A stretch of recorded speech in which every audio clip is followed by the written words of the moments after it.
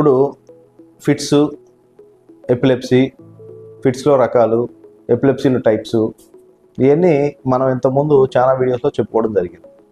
కానీ ఇప్పుడు మెయిన్గా మనం ఇవి చేసిన వీడియోలో ట్రాన్సియెంట్ ఇస్కెమిక్ అటాక్ అంటే ఒకసారి వచ్చి మళ్ళీ నార్మలైజ్ అయిపోయే డిజార్డర్స్లో ఫిట్స్ గురించి కూడా చెప్పాం. కాబట్టి ఆ ఫిట్స్లో అంటే ఫిట్స్ అనగానే చాలామంది ఏమనుకుంటారంటే ఇంకా కొట్టేసుకోవాలి, సినిమాలో చూపించినట్టు మొత్తం నేల కొరుక్కోవాలి, చేతులు కాలన్నీ కొట్టుకుంటేనే ఫిట్స్ అనుకుంటారు. అది చాలా రాంగ్ అండి. అది ఫిట్స్లో ఒక టైపు, దాన్ని జనరలైజ్డ్ టోనిక్ క్లోనిక్ సీజర్స్ అంటారు.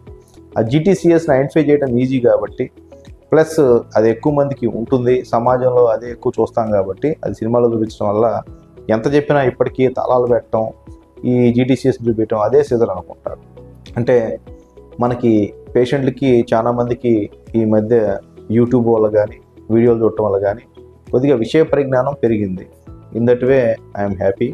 హాయ్ అండి, నేను మీ doctor Ganta Srinivasa neuro centre, Kothapeta, Guntur. ఇప్పుడు ఈ వీడియోలో మనం main types of seizures or ఫిట్స్లో టైప్స్ అంటే atonic seizures, tonic seizures, clonic seizures, myoclonic seizures, absence seizures, complex partial seizures, simple seizures, simple partial seizures, ఈ టైప్లో ఇట్లాగా రకరకాల differentiation.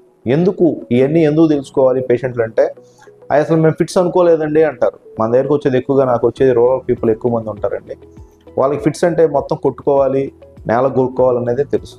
So absence seizures very common అండి చిన్నపిల్లల్లో. ఆబ్సెన్స్ సీజర్స్ అంటే just నేను మీతో మాట్లాడుతూనే ఉంటాను, పిల్లవాడు క్లాస్ రూమ్లోనే ఉంటాడు, టీచర్ గారు లేకపోతే మాస్టర్ గారు బోర్డు మీద లెక్కలు చదువుతూనే ఉంటారు, మనవాడు మధ్యలో పరధ్యానికి వెళ్ళిపోయి ఎలా చూస్తూ ఉంటారు, స్టేరింగ్ లుక్ అంత మట్టికే. కొంతమంది కళ్ళు కొడతారు, కొంతమంది కళ్ళు కూడా కొట్టరు. ఇది ఐడెంటిఫై చేయడం అనేది టీచర్లకి, సరౌండింగ్ వాళ్ళకే ఎక్కువ ఇంపార్టెంట్. ఎందుకంటే మధ్యలో మాలోకం అది సినిమాలో చూపించినట్టు ఎక్కడికి వెళ్ళిపోయావు అంటూ ఉంటారు. సో ఇది ఆబ్సెన్స్ సీజర్స్. ఇది ఐడెంటిఫై చేయకపోతే పిల్లలు చదువులో వెనకబడిపోవటం, వాళ్ళకి వేరే ప్రాబ్లమ్స్ రావటం. ఈ ఆబ్సెన్స్ సీజర్స్ అనేది జోనైల్ ఆబ్సెన్స్ ఎపిలెప్సీలో వస్తాయి, జోనైల్ మయోక్లోనిక్ ఎపిలెప్సీలో వస్తాయి. ఈ కనుక మనం డయాగ్నోజ్ చేయకపోతే నెక్స్ట్ మయోక్లోనస్ వచ్చి వాళ్ళకి పెద్ద సీజర్స్ రావచ్చు. సో అందుకని పార్ట్ ఆఫ్ ద జేఎంఈయా, జేఏఈయా, లేకపోతే ఒట్టి చైల్డ్హుడ్ ఆబ్సెన్స్ ఎపిలెప్సీ అనే దాన్ని బట్టి డయాగ్నోస్ అవుతుంది. ఇవన్నీ జెనెటిక్ సిండ్రోమ్స్ అండి. బట్ నేను మెయిన్గా చెప్పాలనుకుంది జీటీసీఎస్ అంటే జనరలైజ్డ్ టోనిక్ క్లోనిక్ సీజర్స్ ఒకటే సీజర్స్ కాదు, ఆబ్సెన్స్ సీజర్స్ ఉంటాయి. ఎటోనిక్ సీజర్స్ అంటే నుంచున్నట్టు పడిపోతారు పిల్లలు, వాళ్ళకి దెబ్బలు తగులుతూ ఉంటాయి. కొంతమందికి చూస్తే మాకు ఎలా తెలుస్తుందంటే, తల తీసుకొస్తే పాపం ముందు పుళ్ళు ఉంటా ఉంటాయి, వాళ్ళు జస్ట్ పడి మళ్ళీ పడిపోతాడని చెబుతారు. పల్లెటూరుకు పాపం వచ్చినప్పుడు చాలా మందికి వాళ్ళకి తెలియదు, మా వాడు పద్దాలు పడుతున్నాడండి, నడవడం తేడానేమో అంటారు. వాడి చూస్తే పవర్ అంతా బాగానే ఉంటుంది, టోన్ సన్నగా పోయి సీజర్స్ మూలాన అట్లా పడిపోతారు. సో ఎటోనిక్ సీజర్స్ కావచ్చు, తర్వాత హైపర్టోనిక్ సీజర్స్ కావచ్చు, తర్వాత మయోక్లోనిక్ సీజర్స్ కావచ్చు, వాళ్ళు జస్ట్ జక్స్ వచ్చి పడిపోతారు. సో వీళ్ళకి ఉన్న సిండ్రోమ్లో ఏంది ఈ టైప్ ఆఫ్ సీజర్స్ తెలుసుకోవడం అనేది ఇంపార్టెంట్. అట్లనే కాంప్లెక్స్ పార్షియల్ సీజర్స్లో వాళ్ళు అసలు ఏమీ కొట్టుకోరు, వాళ్ళు జస్ట్ సరౌండింగ్స్ నుంచి మనకి కనెక్షన్ కట్ అవుతుంది, పేషెంట్ ఏదేదో మాట్లాడటం, సంబంధం లేని మాట్లాడటం జరుగుతుంది.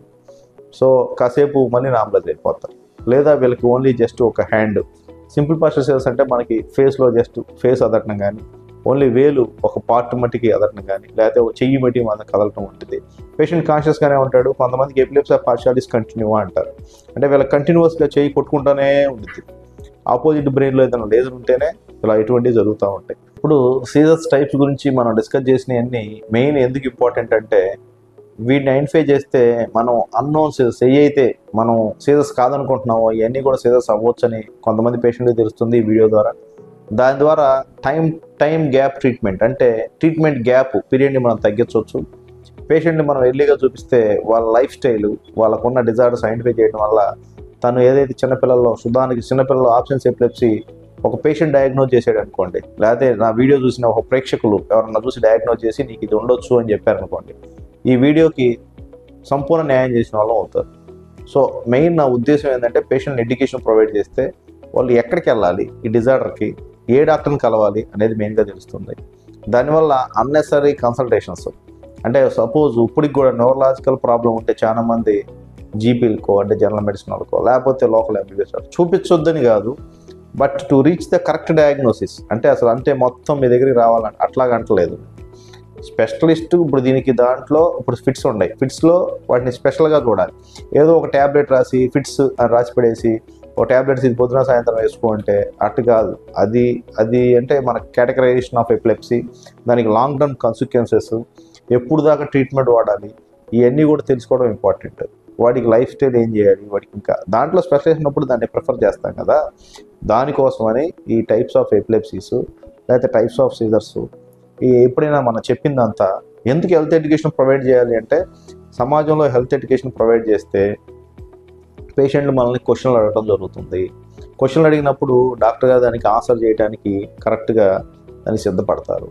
దానివల్ల మంచి ట్రీట్మెంట్ జరుగుతుంది. ఏదైతే డాక్టర్ పేషెంట్ రిలేషన్షిప్ ఇంత ముందులాగా లేదో అది బెటర్గా ఇంప్రూవ్ అవుతుంది. పేషెంట్లు చాలామంది అంటారు, డాక్టర్ గారు చాలామంది మీ డాక్టర్స్ చదవడానికి ఇష్టపడలేదు. ఇక్కడ ఒకరి అభిప్రాయం ఇంకోళ్ళని ఎవరిని కించపరచాలని కాదండి.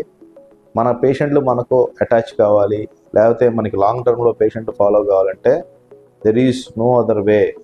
ఓన్లీ పేషెంట్కి ఎక్స్ప్లెయిన్ చేయాలి. పేషెంట్కి వాళ్ళు అడిగిన క్వశ్చన్స్ కనుక ఆన్సర్ చేస్తే దే ఫీల్ మోర్ హ్యాపీ. వాళ్ళకి చిన్నదే క్వశ్చన్స్ ఉంటాయి.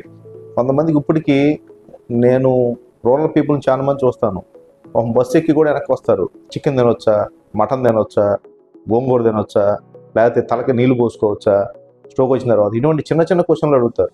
బట్ అవి నీకు చిన్న క్వశ్చన్, కానీ వాళ్ళకి చాలా పెద్ద క్వశ్చన్లు. అది చేయటం ఏమైద్దు అనే భయం ఉండేది. నేను మెయిన్ నా వీడియో ద్వారా అటువంటి చిన్న చిన్న వాటికి కూడా ఆన్సర్ చెప్పాలని ఇంతకుముందు వీడియోలు చేశాను.